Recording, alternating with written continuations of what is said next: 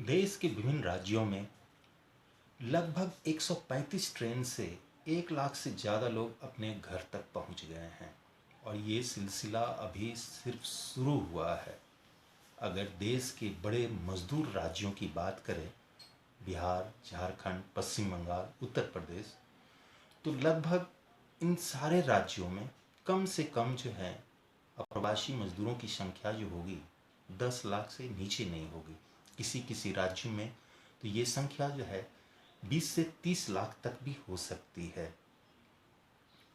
अब जबकि जो है ये मजदूर जो है घर आने लगे हैं, तो अब तक लगभग प्रत्येक राज्य में 10 से 20 हज़ार ही मजदूर पहुँचे हैं और राज्य सरकारों के हाथ पांव फूलने शुरू हो गए हैं, क्योंकि राज्य सरकारों को ये जो है एहसास ही नहीं था पहले, या कह ले कि जो है उनकी तैयारी नहीं थी कि मजदूरों को राज्य में बुलाने पर क्या क्या समस्याएं उठ खड़ी होगी। क्योंकि अब जिस तरह से राज्य सरकारों का रुख ढीला पड़ रहा है और कुछ राज्य सरकारें तो अपनी जो है पिछले वादों से जो है यू टर्न ले रही है और कदम पीछे हटा रही है, उससे देख करके तो यही लगता है कि अधिकारियों और नेताओं को इससे जुड़ी हुई समस्याओं का अंदाज नहीं था और उन मजदूरों को ला कर करके 14 से लेकर के 21 दिनों तक क्वारंटाइन कर करके तीमारदारी करना कितना मुश्किल भरा कार्य है, उन्हें अब समझ में आने लगा है। और यही वजह है कि महाराष्ट्र सरकार के द्वारा मंजूर देने के बावजूद भी पश्चिम बंगाल सरकार ने जो है मजदूरों को वापस लाने से अपना पांव पीछे खींच लिया। और कुछ इसी तरह का जो है रुख बिहार सरकार का भी दिखाई दे रहा है, जिसने अब ये कहा है कि सिर्फ ज़रूरतमंदों को ही राज्य में वापस लाया जाएगा। ये साफ दिखाता है कि राज्य सरकारों की स्थिति इस पर क्या है, क्योंकि अप्रवासी मजदूरों को राज्य में लाने से जो परेशानी बढ़ने वाली है उस पर किसी भी सरकार की तैयारी पूरी नहीं है। एक तो कोरोना महामारी ने प्रत्येक राज्य सरकार की जेब में यूं ही पहले से छेद कर रखा है। दूसरे, जितने भी ये राज्य सरकारें हैं, किन्हीं के पास जो है इतना मजबूत जो है मेडिकल इंफ्रास्ट्रक्चर नहीं है कि बाहर से आए हुए इन 10 लाख से लेकर के 20 लाख 30 लाख तक जो मजदूर आएंगे उनको 14 से 21 दिन तक क्वारंटाइन कर करके उनकी तीमारदारी या उनका देखभाल कर पाए। यही वजह है कि देश की विभिन्न राज्य सरकार जो है अब जो है अपने रुख को ढीला कर रही है। इसके अलावे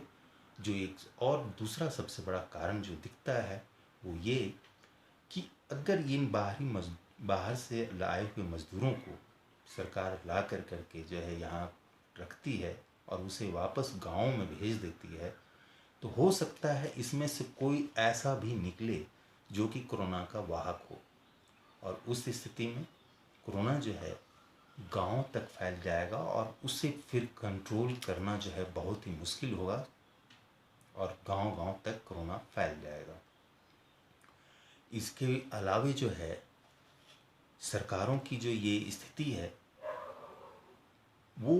अधूरापन कई चीज़ों से दिखाई पड़ रहा है। जैसे कि राज्य सरकारों ने तो आनन फानन में स्थानीय राजनीतिक दबाव और जन भावनाओं को ध्यान में रखते हुए अप्रवासी मजदूरों को राज्य में लाने की तो घोषणा कर दिया और छात्रों को भी बाहर से लाने की घोषणा तो वो कर दी, लेकिन इससे जो जुड़े हुए सामाजिक और आर्थिक दबाव जो राज्य महसूस करेगा उसका आकलन उन्होंने किया नहीं था। अब जैसे ही ये मजदूर जो है राज्य के अंदर आएंगे तो राज्य के अर्थव्यवस्था पर और सामाजिक संरचना पर इसका बहुत ही गंभीर प्रेशर आना शुरू होगा और ये जो है 10 से 20 दिन के अंदर या महीना डेढ़ महीना जाते जाते राज्य के सामाजिक संरचना पे और आर्थिक संरचना पे इसका दबाव दिखना शुरू हो जाएगा, जिसका जो है कैलकुलेशन या जिसका पूर्व तैयारी किसी राज्य सरकारों के पास नहीं है। इसके अलावा भी बहुत सारी समस्याएं हैं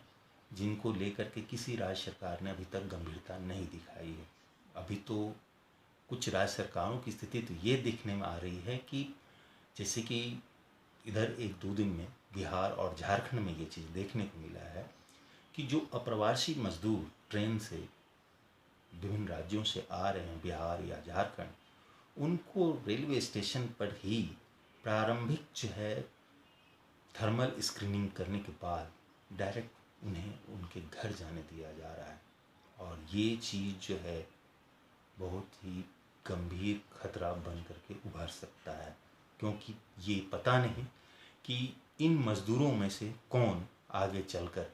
कोरोना का वाहक निकले और गांव-गांव को कोरोना का एपिसेंटर बनाता चला जाए। इस वीडियो में इतना ही, फिर मिलते हैं